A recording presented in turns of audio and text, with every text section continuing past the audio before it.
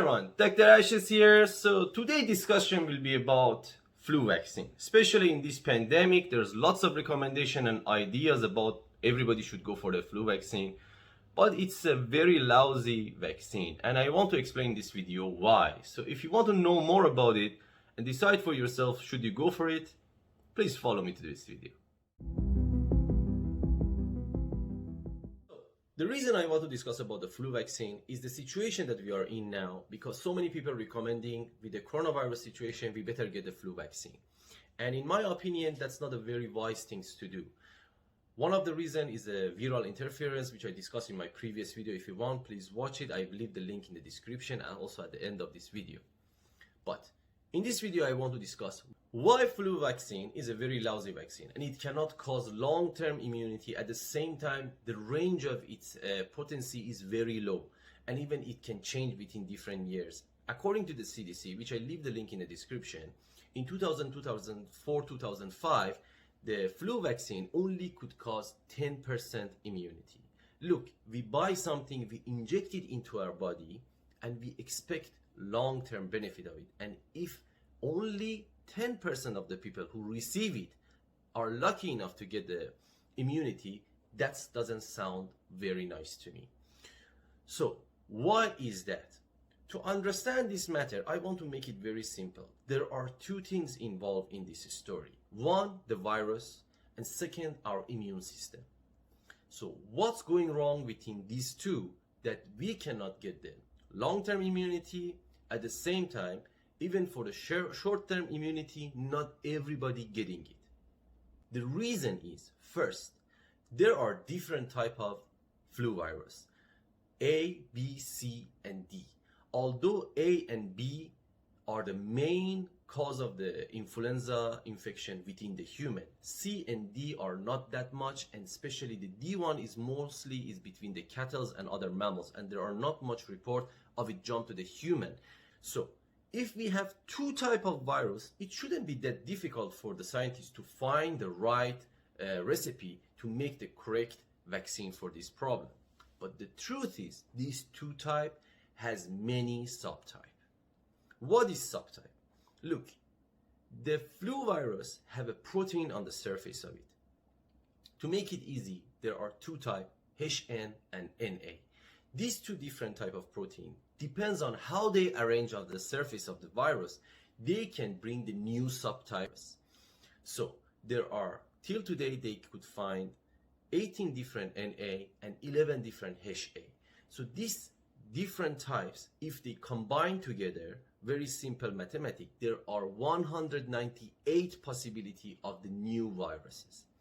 This is the part that scientists cannot deal with it. Means no matter how hard they try to deal with the right surface protein to put it inside the vaccine, there will be a mutation within the virus and there will be a new layer in the surface of this virus.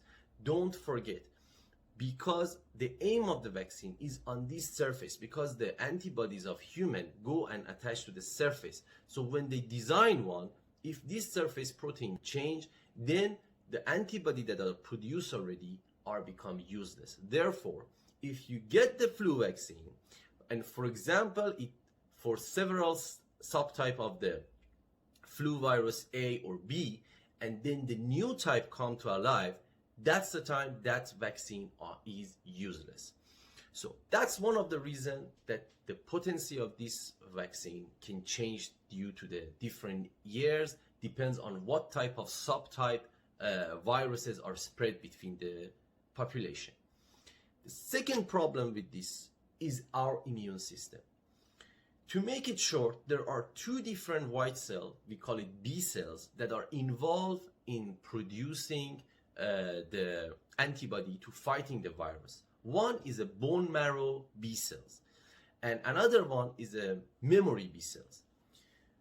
The bone marrow B cells are more important than the memory B cell. Why? Because the bone marrow B cell is always active. So they are very fast to produce the antibodies to the certain level to fight the virus. But the memory B cells, for reactivation, they need to re-expose to the pathogen. And when they re-expose to the pathogen, it takes several days for them for maturity and to produce enough antibody to reach a certain level to fight the virus. Therefore, when we expose to the virus, the most important part of our immune system is the bone marrow B cell. According to the research they did on 1996, which also I leave the link in the description, they find out the body response to these vaccines, to the flu vaccines, is very short. Means the bone marrow B cells, they disappeared between the 6 months to 1 year. So they are not exist anymore. And they find out the reason is these vaccine, these flu vaccines are not potent enough. They cannot irritate or basically activate our immune system to the certain level, so they really produce more of these B cells, especially bone marrow B cells, to fight this. Therefore, because there are not enough bone marrow B cells, they die faster and they disappear faster.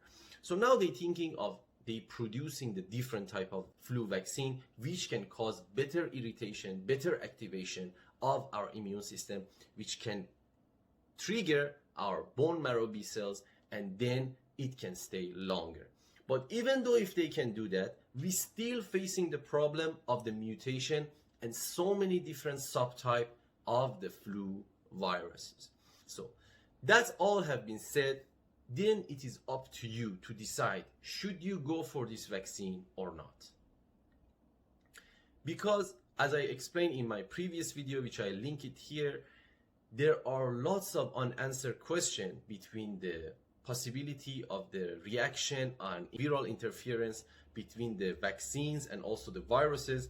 And we don't know what's the answer because there are not many research has been done, and we're not sure if by getting the flu virus vaccine, is it safe to get the coronavirus vaccine after that? Will be any reaction, will be any disadvantage or advantage? We don't know.